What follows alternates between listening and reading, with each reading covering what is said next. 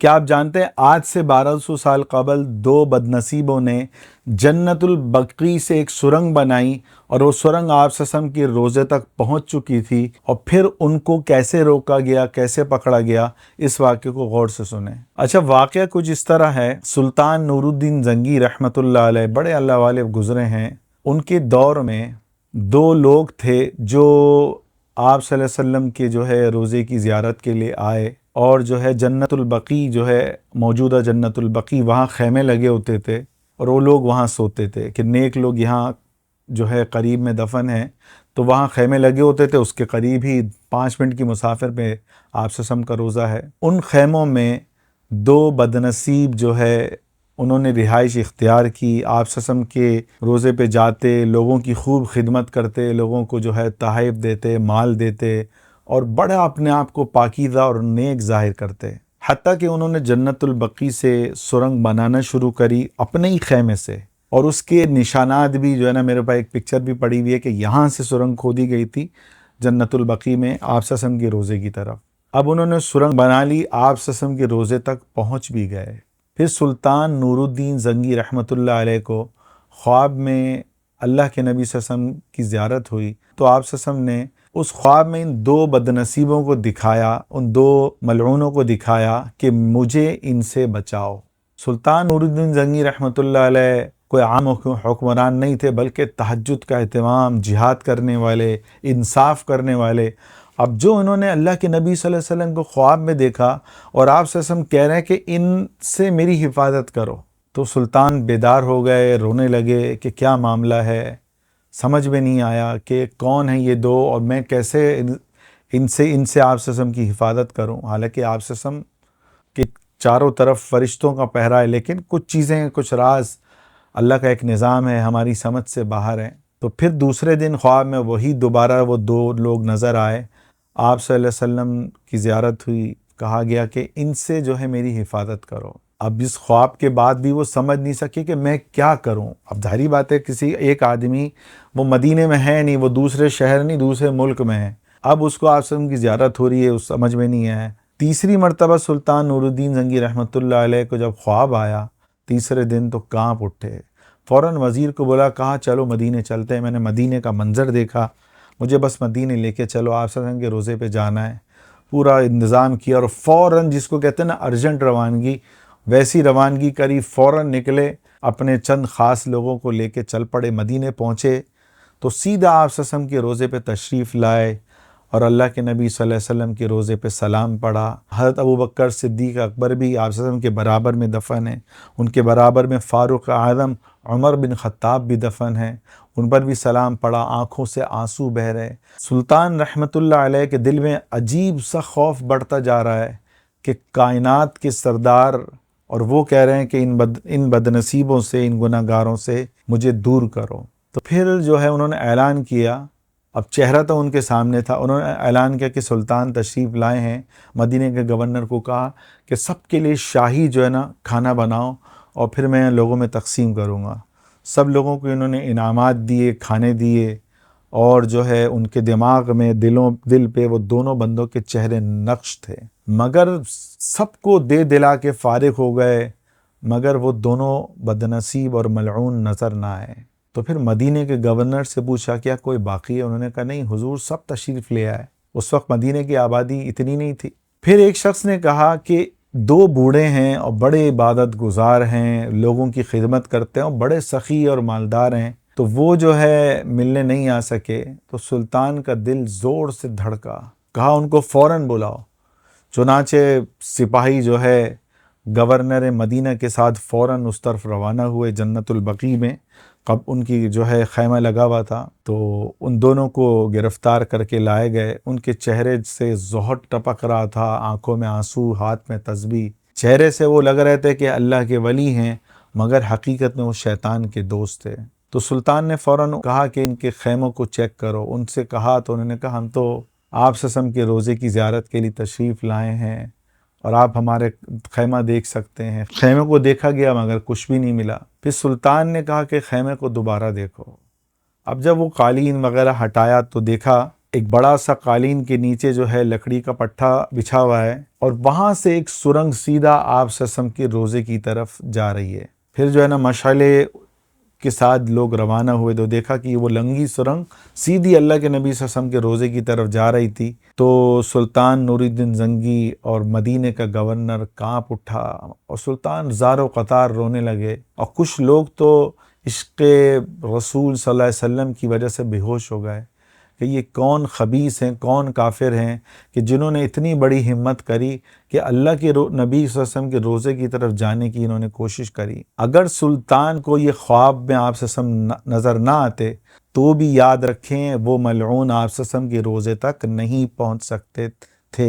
یہ منظر اللہ دکھانا چاہ رہا تھا کہ دنیا دارالاسباب ہے۔ اسی لیے ایک صحابی آئے، کہنے لگے اللہ کے رسول اونٹ باندھوں باہر یا اللہ پہ توکل کر کے آ جاؤں؟ بولا نہیں، پہلے اونٹ کو باندھو پھر مسجد نبی میں آؤ۔ تو دنیا دارالاسباب ہے، اللہ فرشتوں کے ذریعے بھی کرا سکتا تھا، لیکن اللہ کا جو نظام ہے ہم سمجھ نہیں سکتے۔ اب ان دونوں بوڑھے باباؤں کو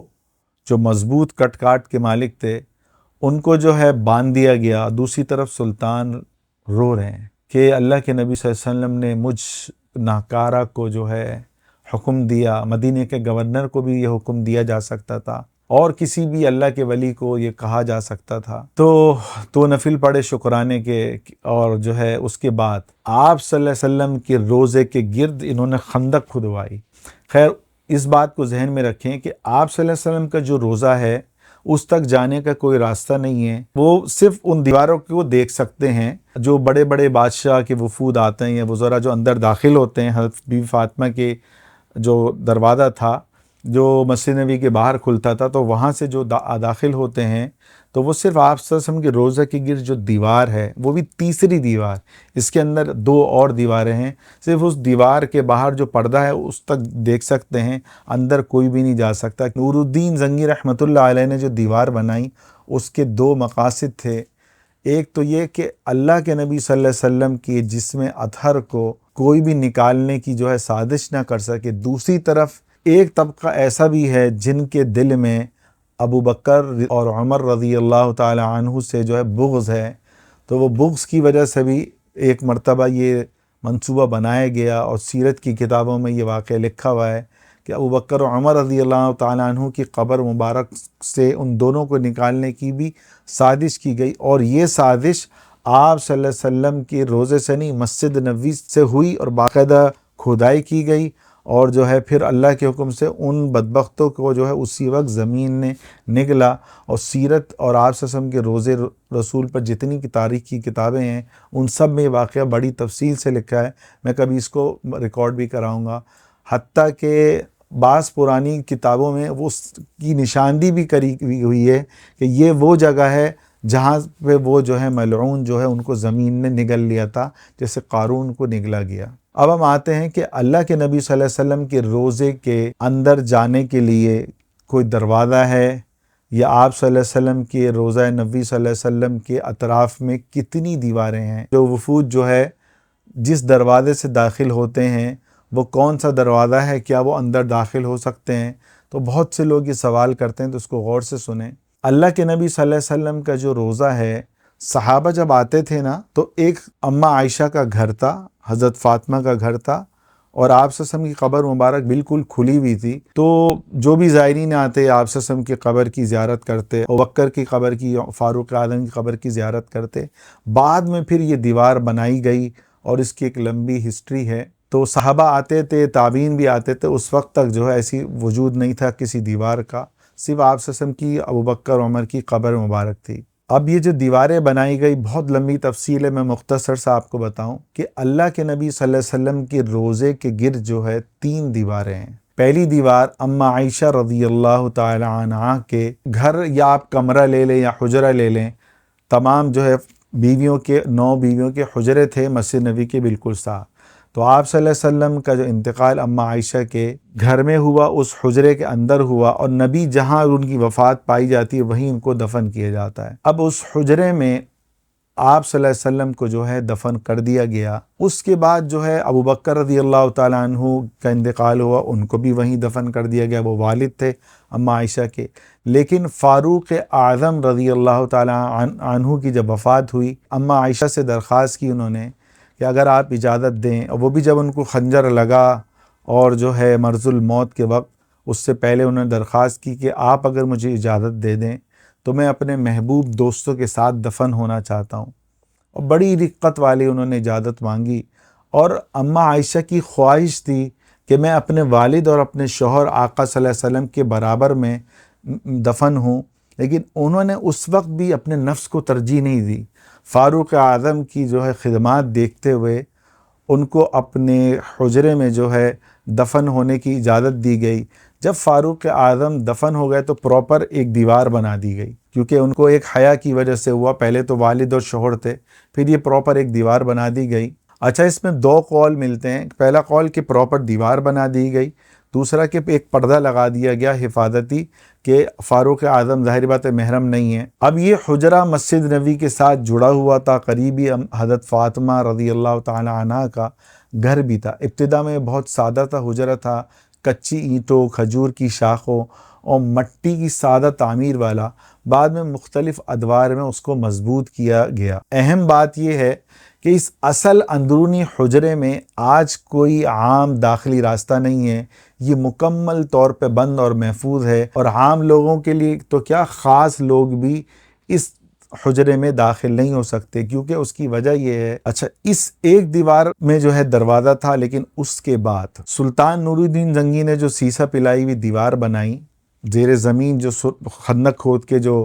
پوری ایک دیوار بنا دی، پھر اوپر بھی انہوں نے دیواریں بنائیں، اور پھر یہ دیوار اتنی مضبوط تھی کہ اس میں نہ کوئی کھڑکی رکھی گئی، نہ اس میں کوئی دروازہ رکھا گیا، تاکہ قیامت تک کوئی بھی جو ہے سرنگ کھودنے کی سازش نہ کر سکے۔ اللہ کے نبی صلی اللہ علیہ وسلم کی روضہ مبارک کے گرد 3 دیواریں ہیں، اس میں سے 2 دیواروں کا میں تذکرہ کر چکا ہوں۔ تیسری جو دیوار ہے وہ 5 کونوں والی دیوار ہے، جو مملوک اور عثمانی دور میں بنائی گئی، اور اس کا مقصد یہ تھا کہ یہ 4 کونوں والی ہوتی تو خانہ کعبہ سے مشابہت ہو جاتی، تو علماء نے مشورہ دیا کہ اس کو 5 کونوں والی دیوار بنایا جائے، تو چنانچہ یہ 5 کونے والی دیوار بنائی گئی، اور اس کے چاروں طرف ایک گرین کلر کا جو ہے ایمبرائڈڈ والا جو ہے ایک غلاف سمجھ لیں آپ۔ زائرین جو بی بی فاطمہ رضی اللہ تعالی عنہ کے گھر کی طرف سے جو داخل ہوتے ہیں، ایک راستہ ریاض الجنہ سے ہے، وہ بند کر دیا گیا، قرآن کی جو ہے ریلیں وغیرہ لگا دی گئی ہیں اس دروازے پہ، اور ایک دروازہ جو اس کے بالکل مخالف سمت پہ ہے، حضرت بی بی فاطمہ رضی اللہ تعالی عنہ کا وہ گھر تھا،